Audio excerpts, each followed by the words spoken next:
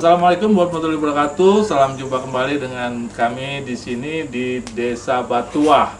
Kita sekarang berada di Taman Belai Dewi Belai. Bersama saya sudah hadir satu kepala desa dari Desa Batuah, yaitu Bapak Abdul Rashid. Selamat sore Pak. Selamat sore Bang. Ya, terus kemudian ada juga Bang Asnur sebagai pengelola dari ini kebun lay yang disebut namanya adalah Dewi Belai. Dan yang ketiga ada Pak Agus sebagai penyuluh pertanian yang beliau katanya pakarnya dalam hal lay mengelai.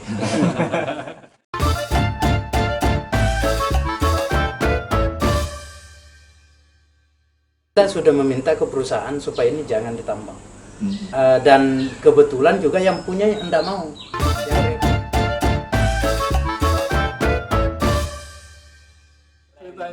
Jadi baik, saya akan mulai dulu dari cerita dari kenapa di Batuah ini cukup banyak perkebunan lay. Kemudian ada ceritanya sejarah bahwa ini akan dijadikan ikon yang menarik tentang Desa Batuah. Saya akan mulai dari Pak Asnur ya sebagai pengelolanya ya. Iya. Pak, bisa diceritakan sejarah dari kebun ini, artinya dari tempat ini. Oh iya, baik. Sebenarnya kebun ini di awalnya itu kebun yang milik Ibu Haji Nani yang boleh dibilang kebun lay yang terlantar lah. Di akhir tahun 2021 Pak ya. Ada Pak Agus punya konsep, dia mau buat kebun wisata yang bentuknya di dalamnya ada buah, termasuk buah lay. Nah, dari situ kita berbincang-bincang dan mulai ada kerjasama termasuk dengan Pak Kades.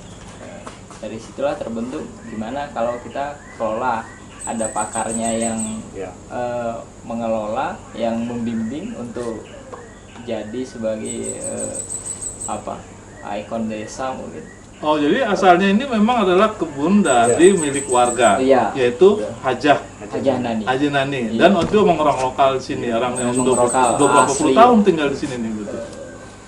Kurang lebih 40 tahunan. 40 tahun. Iya. Jadi usia lay ini di sini sebenarnya sudah 40 tahunan. Bisa lebih. Bisa lebih karena dari orang tua Ibu Haji sendiri. Oh, udah generasi kedua ya. Generasi kedua dari yang pemilik ini. Jadi sekarang itu justru dikerjasamakan kepada, dulu itu hanya pribadi-pribadi, sekarang dikerjasamakan kepada pemerintah daerah. Betul. Oh, jadi bagaimana sistem kerjasamanya dalam pengelolaan ini? Nah, pengolahannya sementara kita kelola untuk lahannya, mungkin pengelolaannya masih pribadi dan nanti kita akan ditunjang oleh akses ada infrastruktur kali ya. Infrastruktur penunjang dari desa sendiri dan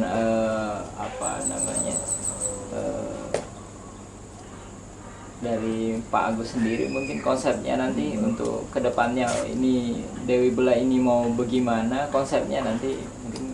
Luasnya ini berapa semua yang dapat sini? Kurang lebih 12 hektar. 12 hektar dengan jumlah tanaman? Pohon lainnya? Lebih 400 pohon 400 yang pohon. produksi. 400 pohon yang produksi. Sudah semua udah produksi. Semuanya. Berarti kalau sudah produksi luar biasa banyak kan ya? Banyak Pak. Banyak sekali ya. Banyak. 400 pohon itu umurnya bervariasi dari umur produksi 7 tahun sampai di atas 40 tahun. Ya.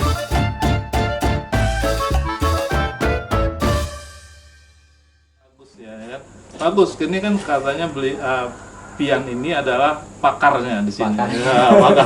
Pakar tentang perelayan. Jadi tadi ada luasnya sekitar 400 pohon dengan luas 12 hektar. Itu produksi yang maksimal mungkin sebagai orang pertanian, orang perkebunan Pak ya.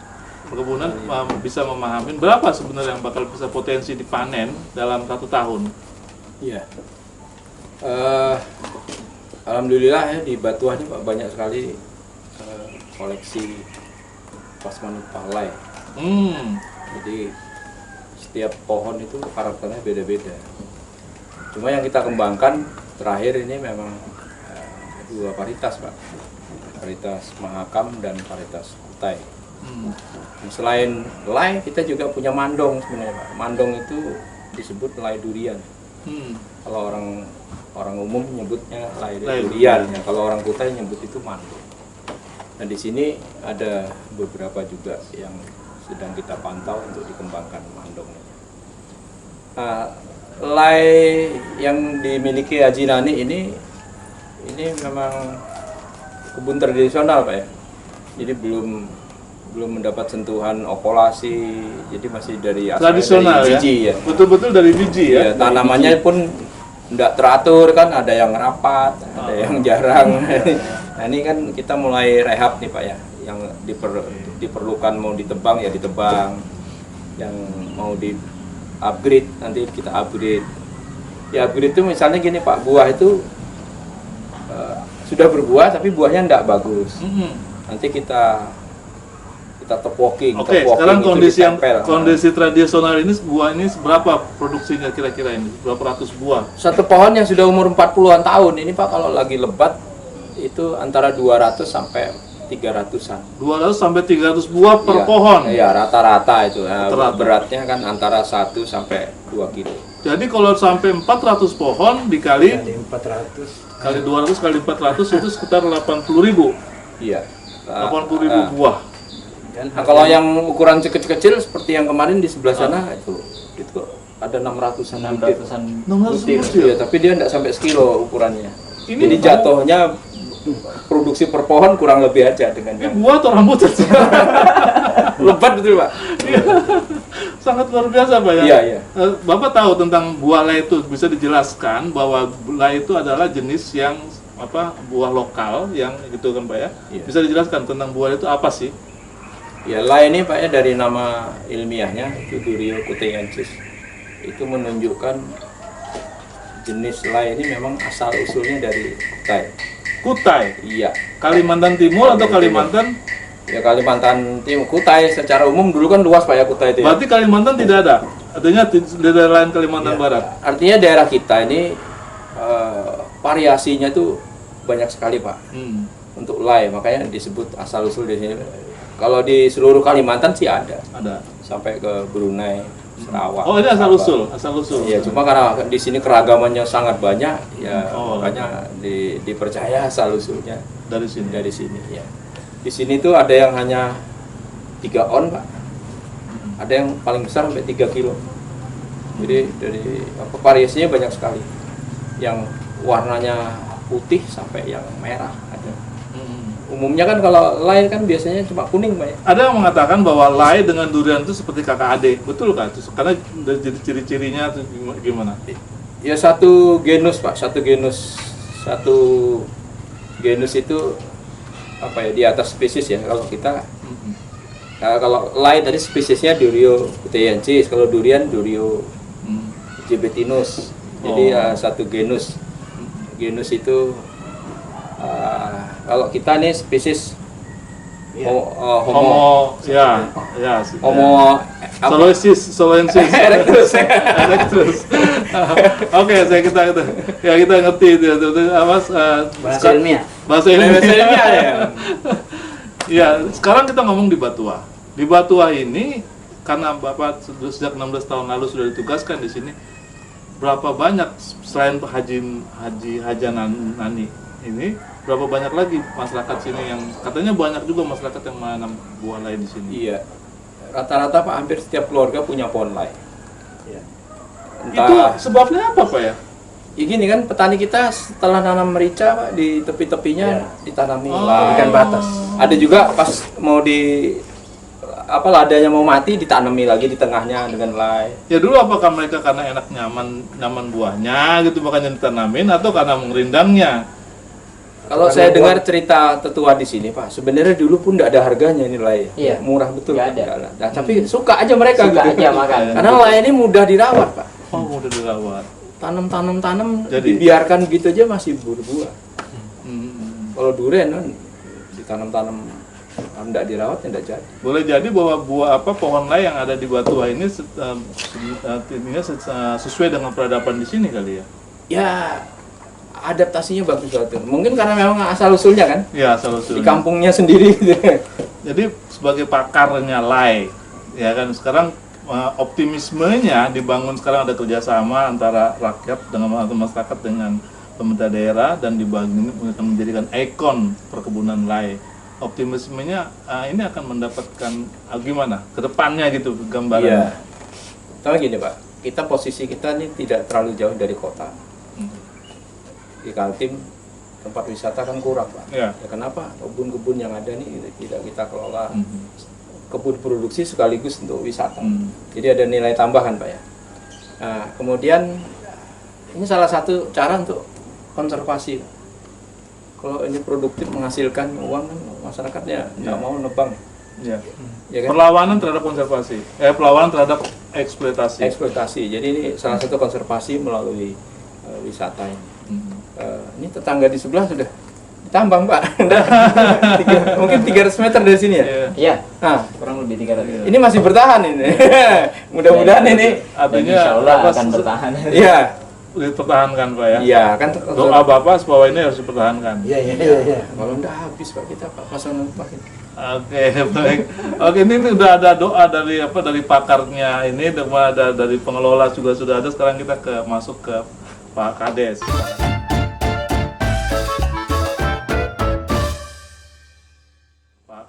Pak Kades sebagai wakil pemerintahan di tingkat desa tentunya kan. Nah, ini melihat ini pengembangannya begitu, tadi ada upaya mempertahankan konservasi misalnya kan.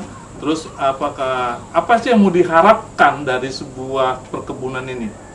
Perkebunan lay yang khusus. Silakan Pak. Ya, target kita ini kan memang harus menjadi destinasi wisata. Karena saya sependapat dengan Pak Agus, masyarakat kita ini cenderung kalau sudah melihat hasil, baru mereka biasanya berbondong-bondong. Nah, kalau melihat kebun ini dikelola secara maksimal, ternyata hasilnya juga maksimal, maka bisa jadi nanti semangat yang lain juga luar biasa. Nah, tentu pemerintah juga ambil bagian di situ. Makanya kami seringkali diskusi dengan Pak Agus. Bahkan kita bagaimana caranya supaya kita undang orang datang, supaya ada semangat di situ, semangat yang tertanam. Itu sih yang paling penting. Nah, ke depan selain ini menjadi destinasi wisata, harapan kita juga ini akan menjadi kebangkitan ekonomi kerakyatan. Oke, sekarang destinasi wisata yang akan membangkitkan ke ekonomi kerakyatan. Berarti kan tidak hanya perkebunan ini yang diandalkannya. Rencananya apa yang akan dibangun di sini? Kan di sini harus kalau sesuai perencanaan sih kita akan melengkapi fasilitas, karena kalau cuma orang makan buah kan bisa dia di pasar buah, tetapi harus ada hal-hal lain yang dia rasakan. Misalnya kan sudah terbangun itu kolam pemancingan, dia bisa mungkin mancing, kalau bosan dia bisa metik buah sendiri. Nah, ke depan kan juga kita ada perencanaan untuk membangun menambah wahana kolam renang. Supaya apa? Supaya ini nanti makin banyak daya tariknya. Apalagi sekarang kan wisata-wisata yang ada di kota kan lebih bersifat modern. Nah, kita mencoba menjual nuansa alamnya. Tadi disebutkan bahwa pengelolaan dari Haji